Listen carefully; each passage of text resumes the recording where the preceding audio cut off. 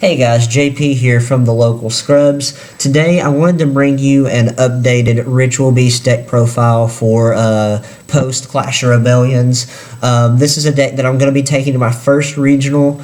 I would be taking Cosmos if I'm lacking a couple of farm girls right now to actually complete the deck. If I had the cards like actually in hand to playtest a little more with before the event, I would probably end up taking that.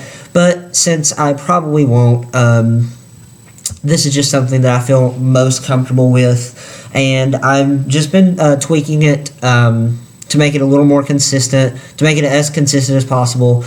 And I'm also trying to make it more generic or more geared towards a more wider variety of matchups instead of taking it out just for Necros.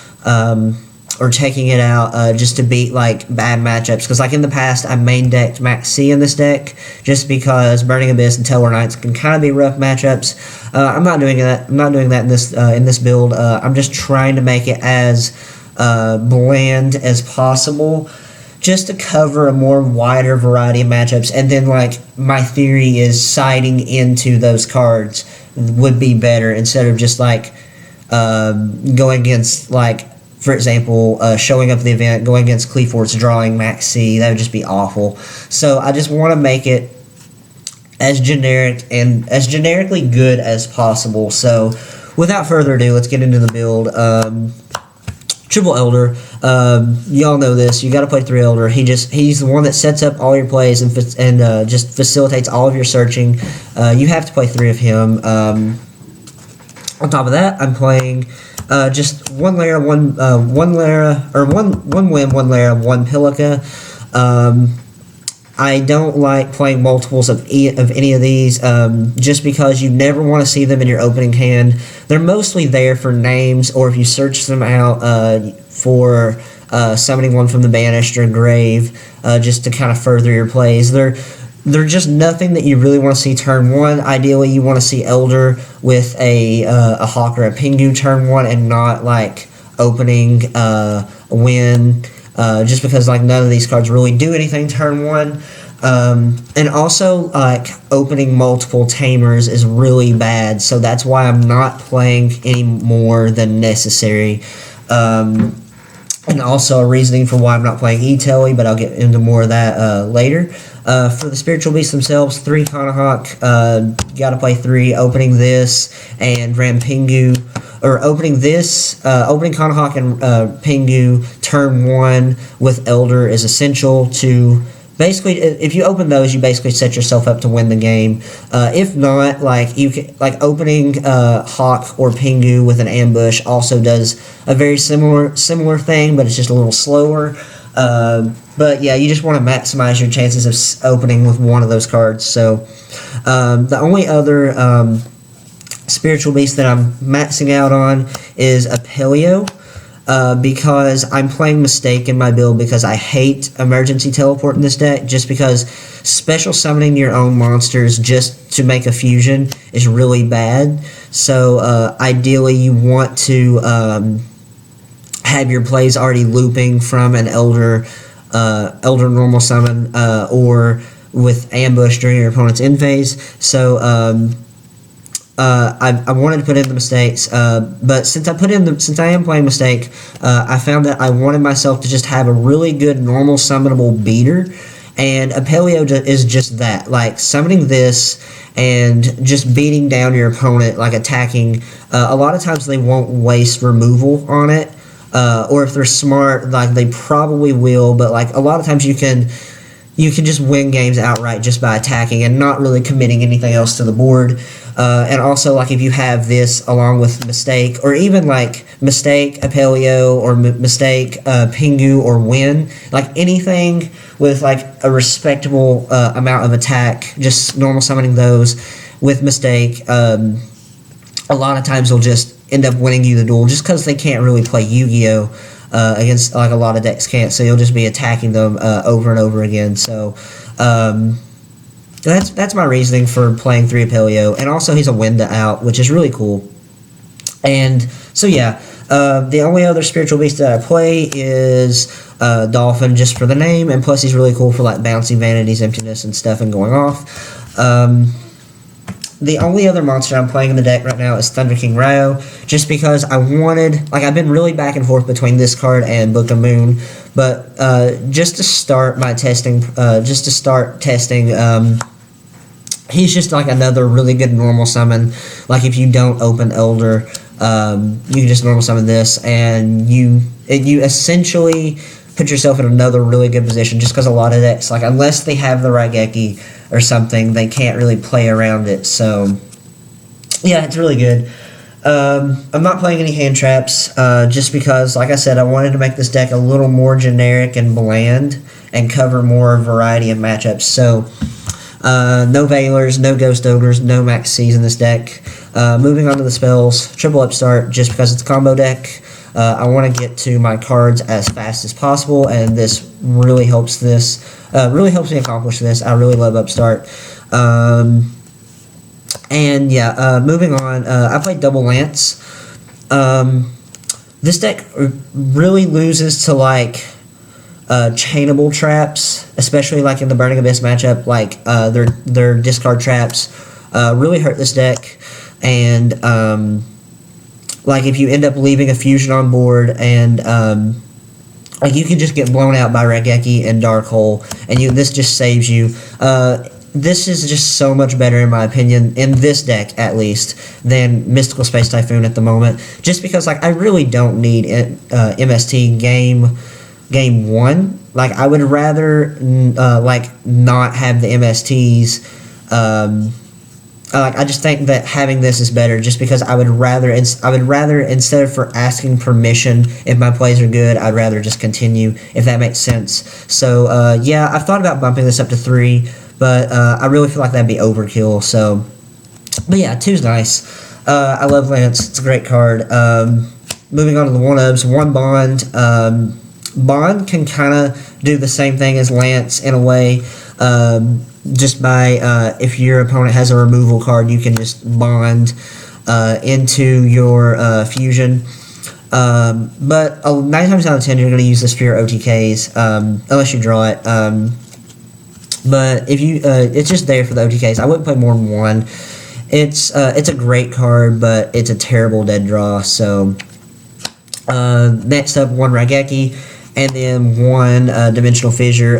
Normally, I haven't played Macro D-Fissure in a lot of my Ritual Beast decks, but like I said, I just want to make it more generic, and I feel like this is just a really good generic card in the deck that's not really in there for any specific matchup, and I guess it's only really dead against Cleafort, and like, even then, like, you can just side this out and leave in the macro. So but yeah, I just wanted to play it just because it's more generic cards, just to cover more variety of matchups.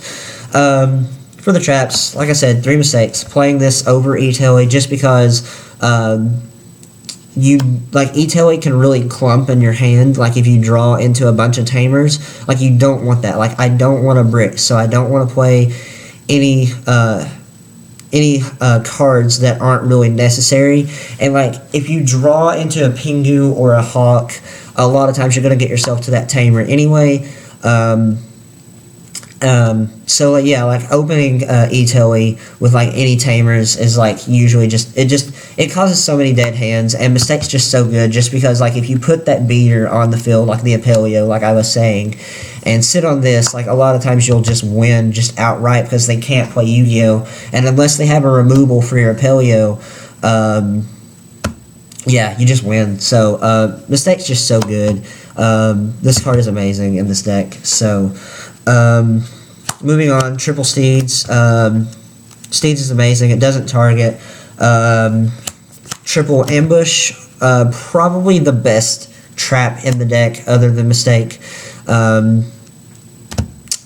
Steeds or Ambush is just so good, like using it in your opponent's end phase and just going off next turn, and also keeping your plays going late game, and having those comeback plays is really good. So yeah, the next I'm just playing 2 Fiendish Chain, just because Fiendish Chain is just really generic in my opinion, and plus like it stops attacks, so it can kind of save my monsters. And plus, like, it's there. Like, I don't really fear Trishula in this deck as much, so, like, I didn't want to play Valor. And, yeah, Fiendish Chain just seemed like an all-around good card to play. I didn't want to play Breakthrough Skill just because, like I said, this has the multiple uses of stopping attacks. Yes, you can use Breakthrough Skill twice, but there's not a lot of effects right now that I want to stop with Breakthrough Skill, like banishing Breakthrough from Grave to negate an effect. Like, there's just not that many that I fear, so Fiendish is good.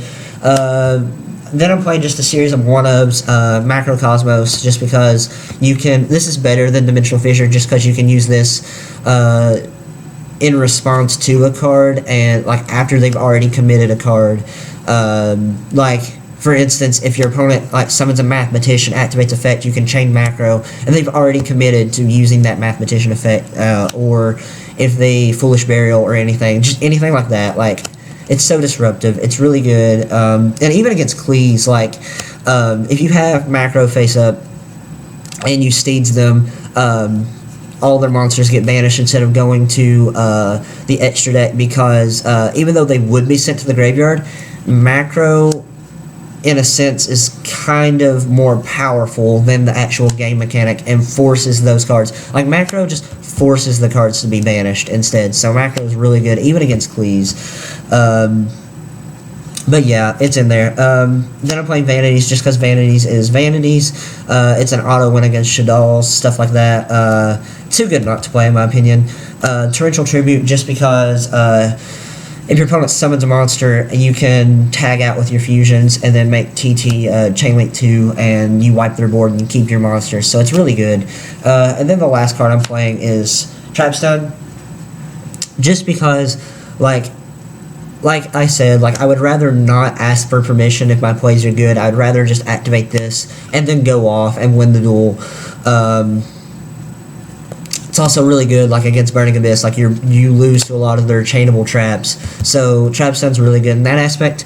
And also, it turns off your own Vanity's Emptiness, stuff like that. So yeah, Trapstun's amazing, this deck. Yeah, that's the whole main deck, 40 cards. So, yep. Let's get into the extra deck.